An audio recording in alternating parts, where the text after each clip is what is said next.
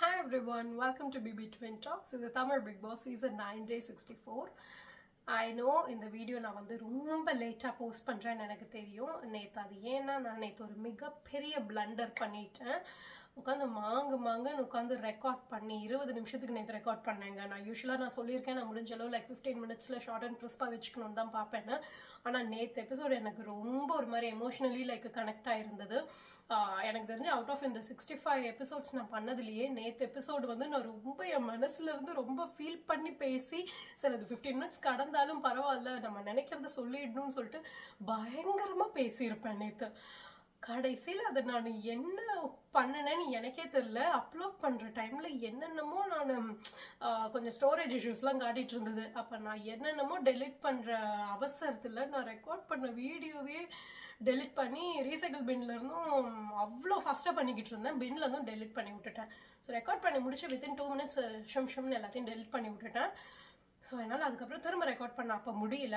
So அதனால கொஞ்சம் delay ஆகிதான். But இது வந்துட்டு நான் நேற்று ஒரு நாள் மிஸ் பண்ணிட்டேன் அப்படின்னு சொல்லிட்டு விடுற மாதிரியான ஒரு எபிசோடாக எனக்கு படலை. எனக்கு என்னோட ஒப்பீனியனை வந்துட்டு இந்த எபிசோட்க்கு வந்து சொல்லியே ஆகணும் அப்படின்ட்டு இருந்துச்சு. அதனால தான் நான் வந்து அகெயின் ரெக்கார்ட் பண்ணி திரும்ப நான் போடுறேன். So please I am sorry from my head. So இந்த அளவுக்கு நான் சொல்கிறேன்னா என்ன மெயினாக வந்துட்டு டே 64 என்ன நடந்ததுன்னா, நீங்கள் இப்போ ஆல்ரெடி பார்த்துருப்பீங்க, நான் தான் லேட்டாக போடுறேன். ஸோ இதில் வந்துட்டு மெயினாக சாண்ட்ரா அண்ட் திவ்யாவோட சண்டை நடந்திருக்கும், அண்ட் ஆரோரா அண்ட் கமருதனோட சண்டை நடந்திருக்கும், அண்ட் வந்துட்டு captaincy task nominations. So first அந்த கேப்டன்சி டாஸ்க் நாமினேஷன் அதை பற்றி பேசுறதுக்கு ஒன்றும் பெருசாக எதுவும் இல்லை. அதனால் அதை முதல்ல முடிச்சுட்டு அப்புறமா நான் அந்த ஃபைட் விஷயத்துக்கு போகிறேன். ஸோ கேப்டன்சி டாஸ்க் வந்து எனக்கு ரொம்ப பிடிச்சிருந்தது. ஒரு மாதிரி நல்லா க்யூட்டாக இருந்துச்சு அந்த மியூசிக்கல் சேர். அது வந்துட்டு சேருக்கு பதிலாக பால் வச்சு பண்ணியிருப்பாங்க. அது வந்து கண்ணு கட்டிட்டு பண்ணுது. விளையாடுறது பார்க்கவே ரொம்ப நல்லா ஃபன்னியாக நல்லா இருந்துச்சு. நல்ல ஒரு டாஸ்க்காக, ரொம்ப நாளாக நம்ம வந்து மொக்க டாஸ்க்காக கொடுத்துட்ருக்காங்கன்னு நினச்ச இடத்துல இது வந்து ஒரு மாதிரி நல்ல ஒரு டாஸ்க்காக இருந்தது பார்க்க. அண்ட் அந்த கேப்டன்சி டாஸ்க்கில் அமித் வின் பண்ணிடுவார். அண்ட் அமித் வின் பண்ணதுக்கப்புறம் அவர் வந்து அந்த டீம் பிரிக்கிறதாகட்டும், இல்லை இந்த வாரத்துக்கு அவர் செட் பண்ண ரூல்ஸ் ஆகட்டும், அவர் மெயினாக வந்துட்டு ஃபோக்கஸ் பண்ணுறது வந்து வீட்டில் சண்டை அதிகமாக இருக்கக்கூடாது, சத்தம் அதிகம் இருக்கக்கூடாது, யாரும் தூங்கக்கூடாது, அந்த மாதிரி பேசிக் விஷயங்கள்லாம் கொஞ்சம் அவர் அதிக கவனம் கொடுத்து அவர் அதுக்கு போட்ட ரூல்ஸும் அது எல்லாமே அவர் பார்க்க ஒரு மாதிரி நல்லா இருந்துச்சு. வா இந்த வாரம் வீடு நல்லா இருக்கும் போல அப்படின்ற ஒரு ப்ராமிசிங்காக இருந்தது. பட் ஆனால் இந்த மாதிரி மாதிரி ஆளுங்க இருக்கிறப்போ அது எந்த அளவுக்கு நடக்க விடுவாங்கன்னு நமக்கு தெரியாது இல்லையா. பட் ஆனால் ரொம்ப ப்ராமிசிங்காக இருக்குது அமித்தோட கேப்டன்சி சோஃபார். ஸோ இது நடந்திருக்கும். நாமினேஷன்ஸில் யார் யார் வந்திருக்காங்கன்னு பார்த்தீங்கன்னா, இந்த வாட்டி ஒரு டிஃப்ரெண்ட்டான நாமினேஷனாக தான் இருக்கும். பேப்பரில் எழுதி வெளியே டோரில் தூக்கி போடுறது. ஸோ பார்த்தீங்கன்னா பாரு, வியானா, ரம்யா, FJ, சபரி, கமருதன், கானா, வினோத், இவங்க 7 பேர் தான் இந்த வாரம் நாமினேட் ஆயிருக்காங்க. பார்க்கலாம் இந்த வாரமும் ரம்யா எவிக்ட் ஆகுறாங்களா, இல்லை அகெயின் இந்த வாரமும் ரம்யாவுக்கு பதிலாக இப்போ வந்து கானா வினோத் வந்து இந்த வாரம் வந்து கொஞ்சம் தேவையில்லாத வேலைகள் பண்ணிட்டு இருக்காரு. ஸோ ஒரு வாரமும் ரம்யாவை வந்துட்டு எவிக்ட் ஆக வேண்டிய ரம்யாவுக்கு முன்னாடி யாரோ ஒருத்தவங்க வந்துட்டு நடுவில் இந்த கௌஷிக் வந்தா அப்படின்ற மாதிரி வந்து வந்து வந்து ஒரு வாரமும் ரம்யாவை சேவ் பண்ணிட்டு இருக்காங்க. இந்த வாரம் யார் சேவ் பண்ண போகிறாங்க, ரம்யாவா இல்லை ரம்யாவே தான் எலிமினேட் ஆக போகிறாங்களாங்கிறத நமக்கு வெயிட் பண்ணி பார்க்கலாம். ஸோ மெயின் டாபிக்ஸான எபிசோட் ஆரம்பிக்கும் போதே சாண்ட்ரா திவ்யாவுக்கு ஒரு ஃபைட்டோட தான் ஆரம்பிக்குது. ஸோ மெயினாக அதை பற்றி தான் எனக்கு பேசணும்னு நினச்சேன். சாண்ட்ரா இப்போ பண்ணிட்டு இருக்கிறது வந்துட்டு நிஜமாலுமே ரொம்ப அசிங்கமாக இருக்குது. இப்போ வந்து நம்ம யோசிச்சோம், பிரஜன் வந்து எவிக்டாய் வெளியே போனார். ஸோ பிரஜன் எவிக்ஷன் அனௌன்ஸ் பண்ணப்பவே வந்துட்டு பிரஜனே வந்து ஒரு மாதிரி வந்துட்டு கன்ஃபியூஸ்டாக இருந்தார். நான் நல்லா தானே விளையாண்டேன், இந்த வாரம் ஏன் எலிமினேட் ஆகிட்டேன் அப்படின்ற மாதிரி ஒரு ஃபர்ஸ்ட் ஃபியூ மினிட்ஸ்க்கு அவருக்கு புரியவே இல்லை. நம்மளுமே வெளியே வந்துட்டு அவர் வந்து தப்பாக விளையாண்டுட்டு இருந்த அந்த வாரம்லாம் சேவ் ஆகிட்டு லாஸ்ட் 2 வீக்ஸ் நல்லா அந்த மனுஷன் பாவம் இண்டிவிஜுவலாக சாண்ட்ரா கிட்ட இருந்து கொஞ்சம் தள்ளி நல்லா சூப்பராக விளையாண்டுட்டு இருந்தார். போன வாரம் நடந்த எல்லா டாஸ்க்லையுமே அவ்வளோ சூப்பராக விளையாண்டு டோட்டலி நல்லா விளையாண்டுட்டு இருந்த டைமில் அன்எக்ஸ்பெக்டடாக பிரஜன் எவிக்ட் ஆகிட்டாரு. ஸோ இப்போ வெளியுமே மக்களுக்குமே ஏன் பிரஜன் எவிக்ட் ஆகிட்டாருன்ற ஒரு கன்ஃபியூஷன் இருந்தது. வெளியே அவரோட இன்ஸ்டாகிராம் போஸ்ட்லலாம் காமெண்ட்ஸ்லாம் கூட போய் படித்தப்போ எல்லாமே ரொம்ப பாசிட்டிவ் காமெண்ட்ஸாக தான் இருந்தது. நீங்கள் வந்து எவிக்ட் ஆக வேண்டிய ஆள் இல்லை இப்போ அப்படின்ற மாதிரிலாம், நான் பாதி பேர் வந்து சாண்ட்ரா தான் போயிருக்கணும் அப்படின்ற மாதிரிலாம் சொன்னாங்க. பட் பிரஜனுக்கு பாசிட்டிவாக தான் இருந்துச்சு வெளியே. ஸோ இப்போ நம்ம எல்லாருமே வந்துட்டு ஏன்டா இவர் எவிக்ட் ஆகிட்டாருன்னு யோசிச்சுட்டு இருக்கிறப்போ அவரோட ஒய்ஃபே வந்துட்டு நீங்கள் எல்லாம் கன்ஃபியூஸ்டாக இருக்காதீங்க, நானே என் ஹஸ்பண்டை பற்றி உங்களுக்கு ஒரு பெர்ஸ்பெக்டிவ் தரேன், ஸோ அதை பற்றி யோசிச்சு நம்ம எல்லாரும் சேர்ந்து பிரஜனை அசிங்கப்படுத்தலாம் அப்படின்ற மாதிரி ஒய்ஃபே வந்து ஒரு விஷயத்த பண்ணிருக்காங்க. என்னன்னா திவ்யாவையும் பிரஜனையும் சேர்த்து வச்சு சந்தேகப்படுறது மாதிரி ஒரு மாதிரி கொண்டு போயிட்டு இருக்காங்க Sandra, which is too ugly. ஏன்னா they are not like newly married couple or they are not like lovers. ஒன்றும் சின்ன பசங்க கிடையாது. they are like in a married relationship for 20 years and அவங்களுக்கு வந்துட்டு 2 குழந்தைங்க இருக்குது.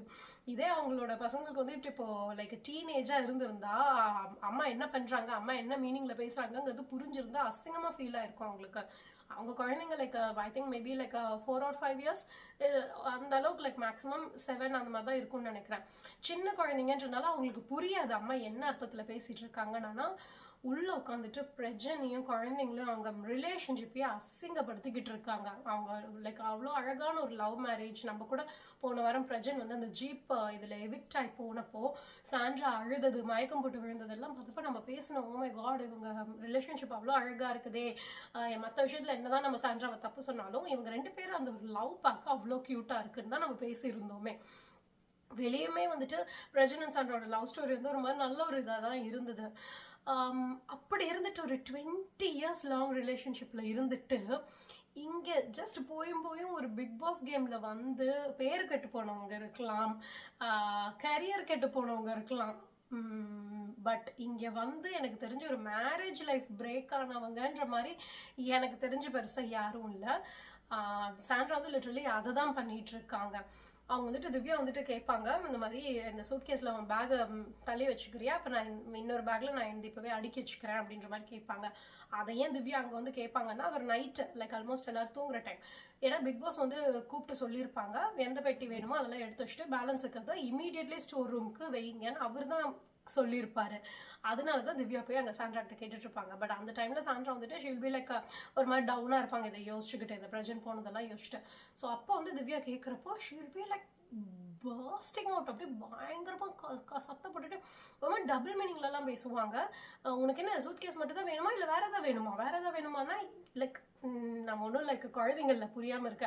அவங்க வந்து ஏதோ கேட்குறது எப்படி இருந்துச்சுன்னா உனக்கு என்ன இனி பிரஜனும் வேணுமா அப்படின்ற மாதிரி கேட்குற மாதிரி இருந்தது. உனக்கு சூட்கேஸ் மட்டும் போதுமா இல்லை வேற ஏதாவது வேணுமா அப்படின்ட்டு காய்ச்சி முச்சுன்னு கத்துவாங்க. ஆக்சுவலி ஸோ ஃபார் திவ்யாவுக்கு வந்து சாண்ட்ரா இந்த மாதிரி யோசிக்கிறாங்கன்ற ஒரு ஐடியாவே இல்லை. ஏன்னா திவ்யா மாதிரி இருக்கிற ஆளுக்கெல்லாம் எப்படி கத்துவாங்கன்னு நமக்கு தெரியும். அப்படி இருக்கிறப்ப அவங்க வந்து இவ்வளோ அமைதியாக சாண்ட்ராட்ட போயிட்டுருக்காங்க. இந்த மாதிரி சாண்ட்ரா யோசிச்சு தான் திவ்யா வந்துட்டு அந்த ஒரு ஃப்ரெண்டு சரி அவங்க ஹஸ்பண்ட் போயிட்டாங்க அப்படின்றனால ஏதோ அமைதியாக இருக்காங்க. வேற யாராவது இந்த மாதிரி பண்ணியிருந்தாலும் திவ்யா வந்துட்டு லெஃப்ட் அண்ட் ரைட் வாங்கியிருப்பாங்க.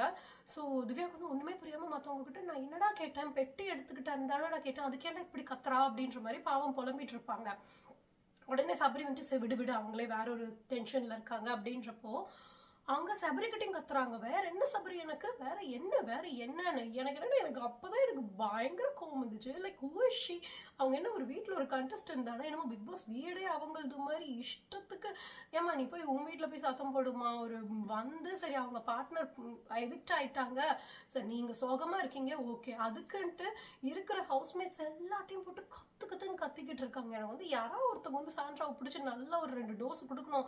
உனக்கு என்ன உன் ஹஸ்பண்ட் போயிட்டாங்க சோகமா இருக்குமா, இப்போ எங்கேயா போய் ஓரமாக வந்து அழுதுட்டு சும்மா எங்ககிட்ட கத்திட்டு இருக்காதுன்னு சொல்லணும்னு தோணுச்சு. இஷ்டத்துக்கு எல்லாரையும் போட்டு கத்திக்கிட்டு இருந்தாங்க. ஸோ அதுக்கப்புறம் கூட்டிகிட்டு போயிடுவாங்க. அதுக்கப்புறம் பாருக்கிட்ட உட்காந்து இப்படியே லிட்ரலி சொல்லுவாங்க, அதாவது அதாவது பிரஜன் வந்து உள்ளே இருக்கிறப்போ என்கிட்ட கூட பேசலை. இதெல்லாம் எங்கே ஆரம்பிக்கும்னா அந்த ஜஸ்ட் அந்த ஒரு போன வாரம் விஜய் எஸ்கேப்பாரு, போன வாரத்துக்கு முன்னாடி வாரம் இந்த மாதிரி யாரோட ரிலேஷன்ஷிப் கண்டினியூ பண்ணும், யார் துண்டிக்கணும்னு நினைக்கிறீங்கன்ட்டு அங்கே வந்து பிரஜன் வந்துட்டு as a game point of வியூவில் அவர் வந்துட்டு சாண்ட்ராவை துண்டிக்கணும், கண்டினியூ பண்ணுறது திவ்யாவன்னு சொல்லியிருப்பாரு. திவ்யா வாய்க்கு வாய் அண்ணான்னு தானே கூப்பிட்டுக்கிட்டு இருந்தாங்க. ஆனால் ஒரே ஒரு விஷயம் மட்டும் நான் நோட்டீஸ் பண்ணேன், சாண்ட்ரா வந்து ஆரம்பத்தில் அக்கான்னு தான் திவ்யா கூப்பிட்டுட்டு இருப்பாங்க. ஆனால் ரீசெண்ட்லி லாஸ்ட் 2 வீக்ஸாக வந்துட்டு நீ வா போ சாண்ட்ரா அப்படின்னு பேச்சு மாறிடுச்சு. அது எனக்கு புரியல. எனக்கு சாண்ட்ராக்கு என்ன ஏஜ் அப்படின்லாம் எனக்கு தெரியல. ஆனால் அக்கான்னு கூப்பிட்டுட்டு இருந்த ஒருத்தவங்க டக்குன்னு ஏன் நீ வாப்போன்னு பேருன்னு மாறிடுச்சு. ஒருவேளை அந்த அளவுக்கு க்ளோஸாக பாண்ட் ஃபார்ம் ஆயிருக்கலாம், அதனால சாண்ட்ரா வந்து நீ பேர் சொல்லியே கூப்பிடு அப்படின்னு சொல்லியிருந்திருக்கலாம், தெரியல. ஸோ அது எனக்கு ஒரு மாதிரி ஏன் எப்போ இது இப்படி மாறிடுச்சு அப்படின்ற மாதிரி இருந்தது. ஸோ அந்த டாஸ்கில் பிரஜன் அப்படி பேர் சொல்லவும் தான் அங்கேருந்து சாண்ட்ராக்கு டென்ஷன் ஆகிடுச்சு. என்னை வந்து துண்டிக்கணுமா, அவளை கண்டினியூ பண்ணணுமா, அசிங்கமா இல்லையா, இந்த மாதிரி ஒரு இதுக்கெல்லாம் வந்து சந்தேகப்படணுமா அப்படின்ற மாதிரி இருந்துச்சு. அண்ட் ஆல்சோ இப்போ நமக்கு புரியுது பிரஜன் வந்து இப்போ லாஸ்ட் 2 வீக்ஸ் வந்துட்டு எவ்வளோ சூப்பராக விளையாண்டாருன்னு. இருந்ததே ஒரு 4 வாரம் தான். அதில் முதல் 2 வாரம் சாண்ட்ரா கூட சேர்ந்து விளையாண்டனால தான் நமக்கு பிடிக்காம இருந்தது. ஆனால் இப்போ நம்ம கொஞ்சம் லைக் எல்லாத்தையும் கனெக்ட் பண்ணி பார்த்தா நமக்கு புரியுது, இந்த அளவுக்கு ஒரு வாரமே லைக் நான் இந்த ஒரு டாஸ்க்குக்காக துண்டிக்கணும்னு சொன்னதுக்கே இவங்க இந்த எக்ஸ்ட்ரீமாக யோசிச்சு வெளியே போறாருன்னு அதுவும் மயக்கம் போட்டு விழுற அளவுக்கு இந்த எக்ஸ்ட்ரீமாக இருக்கிற மாதிரி ஒரு ஆளுக்கிட்ட லைக் வேற என்ன பிரஜனுக்கு I think he was like helpless. அதனால தான் அவர் வந்த 2 வாரம் என்னடா பண்றது, அவருக்கு இண்டிவிஜுவலாக விளையாடணும்னு இருந்திருந்தாலும் நீங்க கவனிச்சிங்கன்னா அவர் தனியாக தான் போய் சோஃபாவில் கார்னரில் தான் உட்காருவார். நான் வந்து இண்டிவிஜுவல் கண்டஸ்டன்ட் பாவம் வாய்க்கு வாய் சொல்லிக்கிட்டே இருப்பார். ஸோ அவர் முடிஞ்ச அளவு தனிச்சு தான் விளையாட ட்ரை பண்ணியிருக்காரு. ஆனால் அவரால் சாண்ட்ராலேருந்து தள்ளி போக முடியல. சாண்ட்ரா ஏதாவது பெரிய இஷ்யூ ஆக்கிடுவாங்களோங்கிறதுனால ஹி வாஸ் லைக் எனக்கு தெரிஞ்சு ஒரு மாதிரி மாட்டிக்கிட்டாரு அப்படின்னு தான் எனக்கு சொல்லணும். அப்படிதான் தோணுது இப்போ. So like feeling like so bad for Prajan. அவர் ஒரு நல்ல ஒரு ஆப்பர்ச்சுனிட்டியை மிஸ் பண்ணிட்டார். பிரஜன் மட்டும் தனியாக விட்டுருக்கலாம். கப்பலாக இவங்க வந்தது தான் தப்பாக போச்சுன்னு தான் எனக்கு படுது. ஸோ இந்த மாதிரி பாகுது. ஸோ அப்போ வந்துட்டு அவங்க என்ன சொல்கிறாங்கன்னா, பிரஜன் வந்துட்டு என்கிட்ட கூட பேசாமல் இருந்த டைமில் திவ்யா வந்துட்டு சோகமாக இருக்கா, திவ்யா சாப்பிடலை அப்படின்னு சொல்லி அவளை பற்றியே என்கிட்ட வந்து ரொம்ப ஃபீல் பண்ணி பேசிக்கிட்டு இருந்தாரு. அப்படிங்கிறதெல்லாம் எனக்கு வந்து சாண்ட்ரா லைக் நீங்கள் அவரோட ஒய்ஃப் என்ன இருந்தாலும் ஒய்ஃப் மாதிரி வருமா, என்ன நீங்கள் இப்படி அப்படின்ற மாதிரி தான் தோணுச்சு. ஆனால் இப்படியெல்லாம் உட்காந்து அவங்க பாருக்கிட்ட சொல்லிட்டு இருப்பாங்க. எனக்கு என்னன்னா ஃபுல் ஹவுஸே வந்துட்டு அந்த ஒரு சுச்சுவேஷனோட அந்த ஒரு சென்சிட்டிவிட்டியை புரிஞ்சுட்டு முடிஞ்ச அளவு காமாக போயிட்டுருக்காங்க. சுச்சுவேஷனை கொஞ்சம் லைக் பெட்டராக ஹேண்டில் பண்ணணும்னு பார்த்துட்டு இருக்கிற டைமில் கூட பாரு வந்துட்டு சீப்பாக வந்துட்டு நீயும் பிரஜன் அண்ணாவும் திவ்யாவை வந்து ஒரு நல்ல ஃப்ரெண்டாக தான் பார்த்தீங்க, ஆனால் திவ்யா திருப்பி உங்களை அப்படி தான் பார்த்தாளா அப்படிங்கிறது எனக்கு தெரியாது, நீங்க தான் டிசைட் பண்ணணும் அப்படின்னு சொல்லிட்டு, அதாவது அந்த ஒரு எரியற நெருப்புல எண்ணெய் ஊத்துற மாதிரி தான் அந்த இடத்துல கூட. ஏன்னா பாரு இப்போ திவ்யா மேல காண்டில் இருக்காங்க. அந்த பாரு வந்துட்டு கானா வினோத்தை போய் பிரெயின் வாஷ் பண்ணிட்டு இருப்பாங்க இல்லையா, ஆரோரா மேட்ரை சொல்லி. அப்போ திவ்யா கூப்பிட்ட ஆரோரா கிட்ட போட்டு கொடுத்துருவாங்க இல்லையா, அப்போ இருந்தே வந்து பாரு லைக் ஷீ இஸ் லைக் கோவமாக தான் இருக்காங்க திவ்யா மேலே. அந்த கோபத்தினால இப்போ வந்துட்டு சாண்ட்ரா கிட்ட ஏற்றி விட்டுட்டு இருக்காங்க. எனக்கு வந்து அசிங்கமா இல்லையா, இந்த மாதிரி ஒரு சுச்சுவேஷன்ஸில் கூட ஸ்கோர் பண்ண ட்ரை பண்ணுறீங்களே பாரு. Like she is like trying to make use of each and every situation. அது ரொம்ப அசிங்கமாக இருந்துச்சு. ஸோ சாண்ட்ரா பண்ணுறது வந்துட்டு பிரஜனையும் அசிங்கப்படுத்திட்டு இருக்காங்க வெளியே உட்காந்து. இப்போ நான் பிரஜனோட இன்டர்வியூ தான் பாதி பார்த்துட்டு இருந்தேன். அதை நான் ஃபுல்லாக பார்த்துட்டு நாளைக்கு சொல்கிறேன். ஆனால் அதோட தம்ப்நெயிலே பார்த்தீங்கன்னா நான் வெளியே போனதுக்கு சாண்ட்ரா தான் காரணம் அப்படின்றது தான் இருந்துச்சு. ஆனால் இந்த பிஹைண்ட் வேர்ட்ஸை நம்ப முடியாது, நம்ம கிளிக் பைட்லாம் போட்டு நம்மளை ஏமாத்துறதுக்காக போட்டிருப்பாங்க. ஸோ நான் அதை ஃபுல்லாக பார்த்துட்டு நாளைக்கு அதுலேருந்து ஏதாவது சொல்ல வேண்டிய பாயிண்ட்ஸ் இருந்தால் நான் சொல்கிறேன். ஸோ இப்படி சாண்ட்ரா அண்ட் திவ்யாவோட ஃபைட் போயிட்டுருக்குது. இன்னொன்று பார்த்தீங்கன்னா ஆரோரா அண்ட் கம்ருதனுக்கு அது பார்த்தீங்கன்னா எனக்கு வந்து இந்த இடத்துல வந்துட்டு திவ்யாவை நினச்சி ஒரு மாதிரி கஷ்டமாக இருந்துச்சு. பாவம் ஒரு ஃப்ரெண்டாக இருந்ததுக்காக இவ்வளோ ஒரு கேவலமாக ஒரு அவங்கள வந்துட்டு வேற எப்படி வேணாலும் சண்டை போட்டிருந்துருக்கலாம், கேம் விஷயத்துலையோ என்ன விஷயத்துல வேணாலும் சண்டை போட்டிருந்துருக்கலாம். இப்படி ஒரு ரிலேஷன்ஷிப்பில் சந்தேகப்பட்டு கனெக்ட் பண்ணி அவங்கள யோசிக்கிறது, அது ஒன்றுமே தெரியாமல் பாவம் she is like not even 1% அவங்களுக்கு ஒரு ஐடியா இல்லை இந்த மாதிரி சாண்ட்ரா யோசிக்கிறாங்கன்னு. ஸோ அது நினச்சப்போ எனக்கு நிஜமாக ரொம்ப கஷ்டமாக இருந்தது நேற்று எபிசோட் திவ்யாவை பார்க்குறப்போ.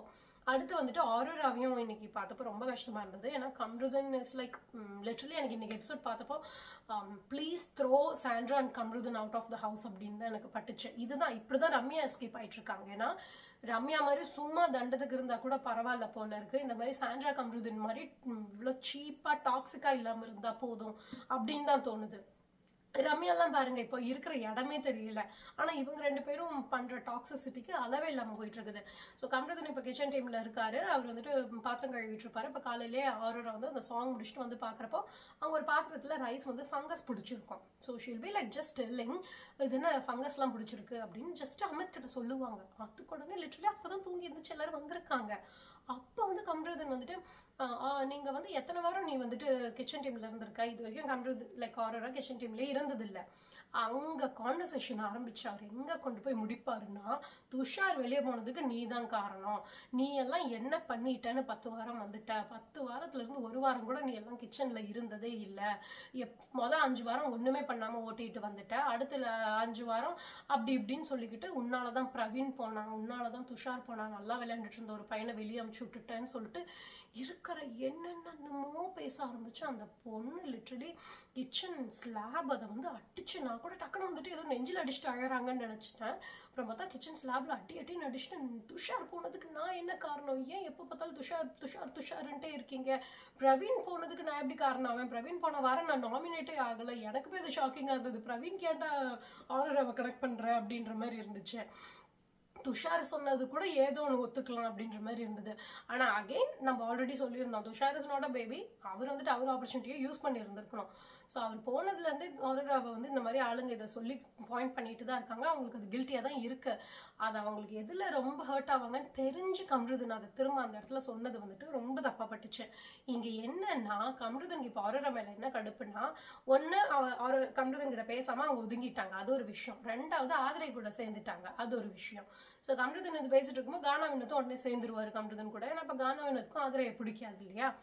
ஸோ இவங்க வந்துட்டு அங்கே லிட்ரலி அந்த டைனிங் ஏரியாவில் நின்றுட்டு ஆரோரா வந்துட்டு போட்டு அப்படி ஒரு மாதிரி டார்கெட் பண்ணிட்டு இருப்பாங்க. அப்போ கம்ருதன் என்னன்பாங்க, நீ என்ன சொன்ன, துஷார் வெளியே போனப்போ அவன் இப்போ பாப்பானா இல்லையான்னு கூட தெரியாது, என்ன ஞாபகம் வச்சிருப்பானான்னு கூட எனக்கு தெரியாது, ஸோ அதனால நான் உங்ககிட்ட பேசுகிறேன் அப்படின்னு அப்படியெல்லாம் ஆரோரா சொன்ன மாதிரி எனக்கு சுத்தமாக ஞாபகம் இல்லை. ஆரோராவும் வந்துட்டு பொய் சொல்லாத கம்ருதன், அப்படியெல்லாம் நான் சொல்லவே இல்லை அப்படின்னு சொல்லிட்டு அதுக்கும் ரொம்ப பர்ஸ்ட் அவுட்டாக அழுவாங்க. பட் கம்ருதன் வந்து நீ சொன்னடின்னு சொல்லிட்டு கத்துன்னு கத்துவாங்க. அதெல்லாம் வந்துட்டு ரொம்ப ஒரு மாதிரி ஹர்ட் பண்ணுற மாதிரி இருந்துச்சு. இந்த மாதிரி ஒரு மென்டலி டார்ச்சர் பண்ணுறதை தாங்கிட்டு அந்த வீட்டில் இருக்கிறது பெரிய விஷயம்தான் கண்டிப்பாக. இனிமேல் அப்கமிங் வீக்ஸில் நம்ம வந்து ஆரோராக்கு கண்டிப்பாக சப்போர்ட் பண்ணணும்னு தான் தோணுச்சு.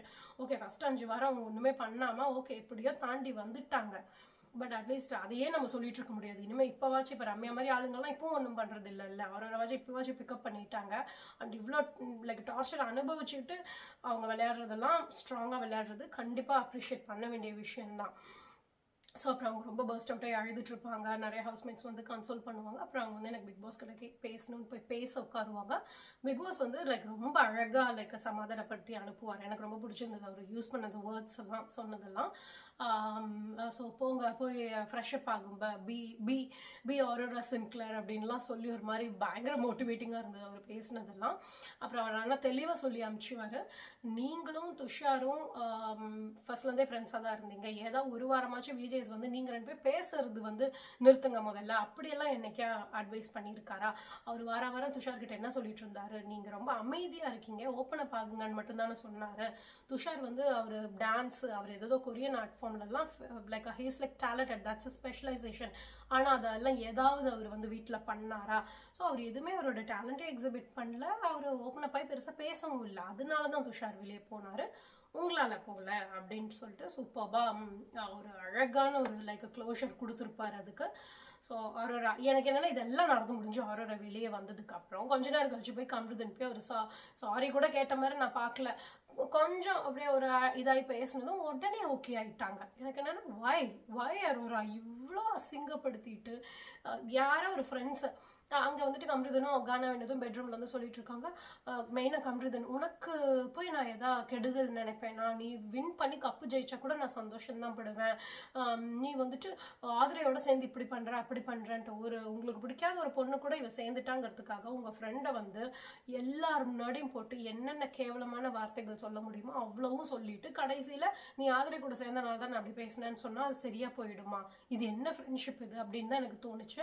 பட் ஆரோரா இமீடியட்லி சிரிச்சு பேசி ஓகே அவரது வந்து லைக் ரொம்ப ஒரு மாதிரி இதுக்கு அவங்களுக்கு நாங்கள் விசில் அடித்தோம் அப்படின்ற மாதிரி இருந்துச்சு. பட் பார்க்கலாம் நமக்கு இவங்களோட இது ஏதாவது கேஸ் வருதா என்ன அப்படிங்கிறதெல்லாம். ஏன்னா இந்த வாரம் வக்கீல் அந்த கோர்ட்டு டாஸ்க்கு தானே, ஸோ எதாவது கேஸ் வருதான்றதை நமக்கு வெயிட் பண்ணி பார்க்கலாம். ஸோ மெயினாக இதுதாங்க, எனக்கு இந்த ஆரோரா அதுவும் திவ்யா அதுவும் ரொம்ப ஒரு மாதிரி எமோஷ்னலி ஒரு மாதிரி ரொம்ப கஷ்டமாக இருந்தது. So morally Kamrudin and Sandra is like very wrong. So I just want to say my opinion. That's it guys. See you tomorrow. Bye bye.